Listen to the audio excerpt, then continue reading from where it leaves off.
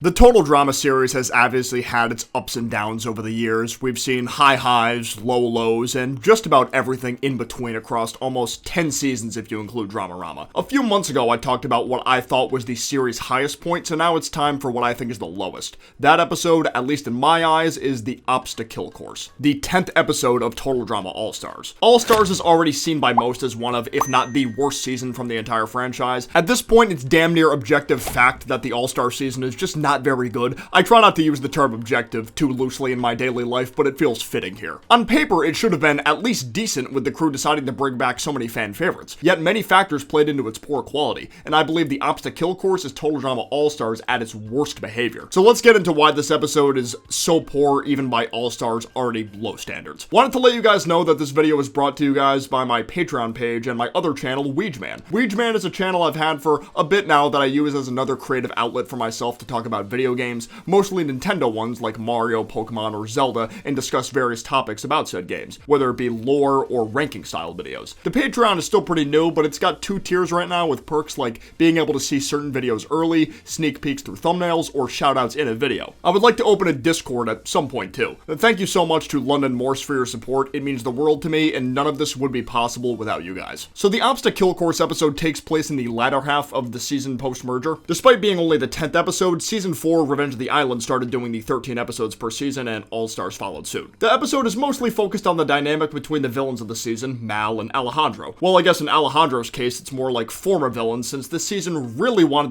to shove the idea of Mal being more threatening than him down our throats. So right off the bat, this episode is suffering from something that made this season much weaker as time went on, and that of course is the insistence on Mal having to be the main villain for the season and make it to the finale before Mike can get control back. What makes him so much less interesting than characters like Alejandro or Heather is he was just the typical unstoppable force that had no weak spots. Whereas characters like Alejandro were also pretty unstoppable in his own right, but still felt human in a sense because of his inferiority complex surrounding his older brother and his love for Heather, both of which got in the way during the finale of World Tour against Heather. In a show like Total Drama, where it's supposed to be a spoof of reality TV and these characters are supposed to just be your typical teenagers with some extra cartoon elements thrown in there, it allows for the characters to be a lot more relatable, even villains like Alejandro. But with Mal, he was just so over-the-top comic booky villain-esque that the chances are you'd only like him even as a villain just because he had that edgelord style hair going on. This obviously isn't something completely unique to the Obsta-Kill Course episode, I'm aware of that. Episodes 7, 8, and 9 all had Mal in control too. It's the fact that episode 10's Mal was just the most annoying to watch for me. The main challenge for the episode is, as the title suggests, an incredibly dangerous obstacle course, where each contestant has to run through while carrying a super heavy backpack. Right before the challenge begins, Mal lightly threatens Alejandro to watch his step. Despite Alejandro knowing Mal tampered with the votes back in episode 5 to try to get Cameron booted, Mal doesn't care because Alejandro's reputation from his time on World Tour is so bad, nobody would even believe him. So Alejandro, like the genius he is, tells Mal straight to his face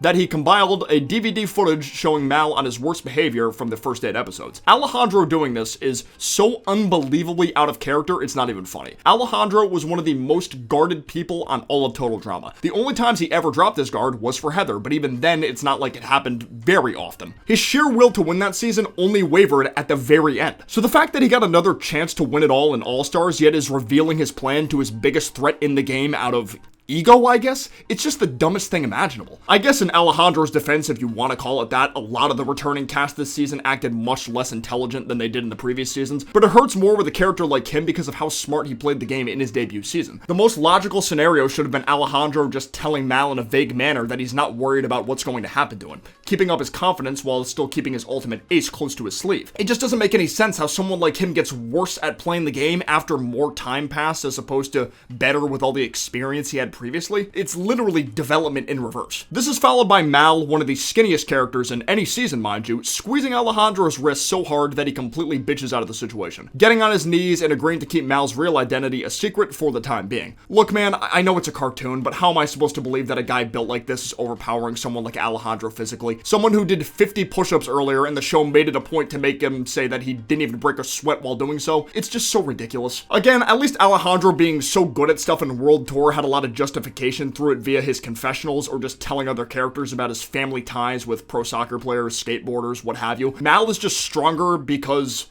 more evil? Sure, dude, that's awesome. Very interesting. On the surface, I can at least appreciate the idea of two of the most threatening villains at the time having to duke it out in an episode in hopes of getting the other one voted off, but All Stars executed it in the worst way possible, especially on Alejandro's end. These early scenes in particular could have been a lot more passable if Duncan wasn't booted in episode 8. Every episode post Duncan's elimination, because of Mal being the big focus, suffered so much with him not being there. Of course, the way Duncan was acting towards Gwen and Courtney is arguably his biggest blunder this season. I personally cannot stand the fact this season decided to reveal a pre-established connection between Mike and Duncan, a connection that was being teased since episode 4, only for them to do pretty much nothing with it outside of Duncan telling Zoe about their past together. Imagine how much more interesting it could have been if Duncan and Alejandro were working together to take Mal out. Sure, Mal could have still made it to the finale, but at least this whole plot point of those guys being former inmates together would have served at least some value. But I guess you could argue that it could have made Duncan look worse too if Mal was going to make it further than them anyway, which is also fair. Oh god, this character sucks. Zoe then catches the two of them in this weird altercation and of course isn't suspicious at all despite Mal using the most obvious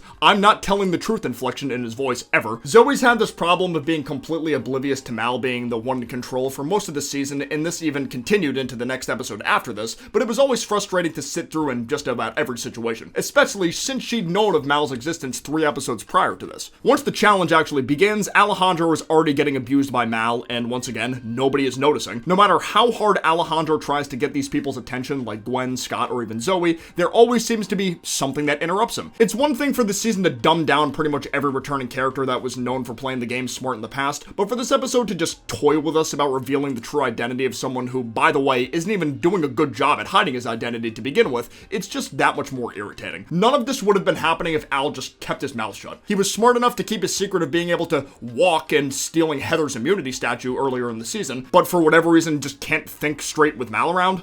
Plot armor go burr, I guess. I do want to bring up Scott real quick too, because he's another character that felt a bit bastardized this season, going from a relatively competent villain who played the game in a unique and interesting way in Revenge, to a total punching bag in All Stars who was also a bit of a blubbering idiot too. Move it! I didn't carry you to the bars just so you could fall off and...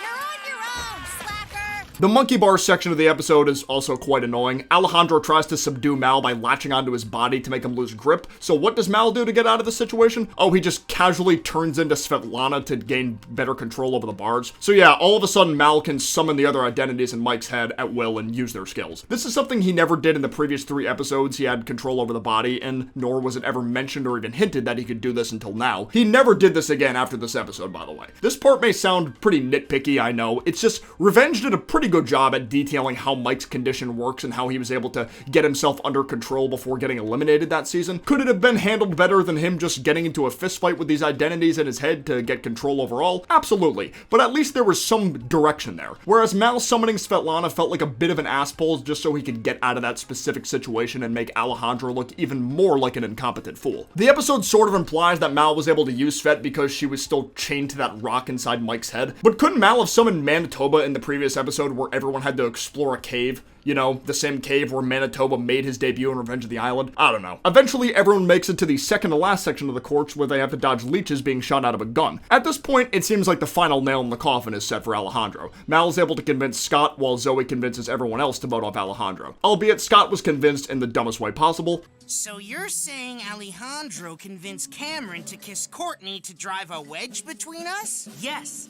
A wedge of what? Cheese?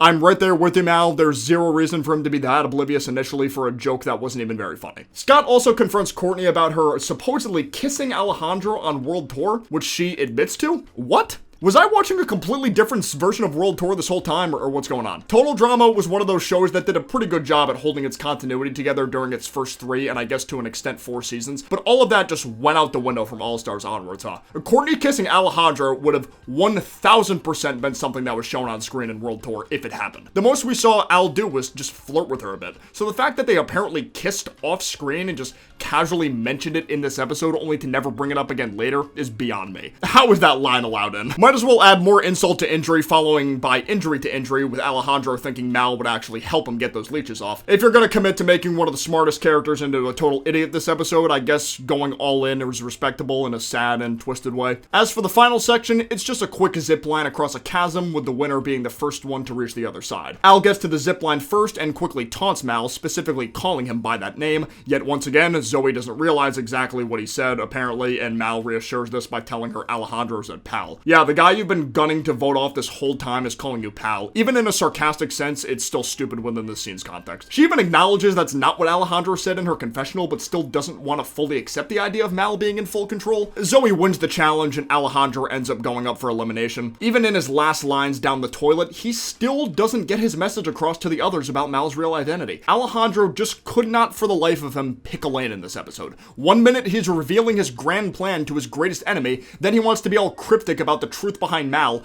as he's getting eliminated. The amount of hoops this season went through for Mal was unreal, even if it meant making some of the best written characters from previous seasons total blundering buffoons. Out of curiosity, I went to check what the lowest rated episodes of the series were on IMDb, and was pretty surprised to see this episode not even in the top 10. Number 1 was actually Sunday Muddy Sunday, which was the following All-Stars episode after Obsta-Kill Course, which I can see why that episode was so low, because Courtney's character was completely botched in that episode, and she was already a bit of a fan favorite that was around since the very beginning. Obsta-Kill Course hit worse for me personally though, because it was this episode that ruined Alejandro in many people's eyes. A character who was considered by many to be the best villain Total Drama had ever seen besides Heather. Compelling villains are typically my favorite characters to watch in more serialized shows like this, watching their grand plans unfold and wondering how they'll be dealt with in the end. Not saying Alejandro needed to be the big bad for All-Stars, but having him go out the way he did, it just wasn't right. It just wasn't. Only for Mal to be quote-unquote defeated in one of the silliest ways possible. It can't even compare to Alejandro having his weakness exploited by Heather right before he threw his statue into the volcano. I'm shocked this episode even got as high as a 6.9 on IMDb, but some folks are a lot more generous than me, that's for sure. It's at least reassuring to know they were able to learn from their mistakes with later seasons like Redonkulous Race and even the newer reboot, which is finally getting released in the US, by the way. Unreal how long that took, considering some of the international releases happened over a year ago. So if this show does get renewed for more seasons again, let's make sure we never get episodes as messy as the Obsta-Kill Course.